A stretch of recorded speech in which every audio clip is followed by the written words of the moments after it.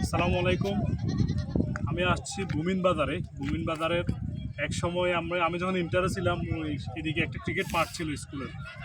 মানে কত স্বাচ্ছন্দ্যে আমরা ক্রিকেট খেলছি, তারপর নদী ছিল অনেক দূরে। কিন্তু আজকে যখন আসছি অনেক বছর পরে, নদীটা একেবারে বুমিন বাজারের পাশে যে সামনে মসজিদ আছে, অবশ্যই আমার ক্যামেরাম্যান যিনি আছে উনি মসজিদটা দেখাবে। একেবারে মানে ঘনিয়ে গেছে। আপনারা যদি দেখেন, মসজিদ এবং নদী দুইটা পাশাপাশি অবস্থান করতেছে। এরকম সিচুয়েশনে আসি মনে হলো যে মানুষের যে মানে বসত বাড়ি আছে, কোনো কিছু আসলে সময়ের সাথে এগুলো নদীগর্ভে হারিয়ে যাবে, কোনো কিছু ধরে রাখা যাবে না। একেবারে পিছনে দেখতে পাচ্ছেন অনেক মানুষ আছে, পর্যটক। মানে মোট কথা হচ্ছে প্রত্যেকটা মানুষের ভিটে মাটি হারিয়ে মানুষ একেবারে নাই, অবস্থা খুবই খারাপ। এখানে যদি নদী রক্ষা বাঁধ যদি দ্রুত দেওয়া হয় তাহলে আমি মনে করি অবশ্যই ভালো হবে।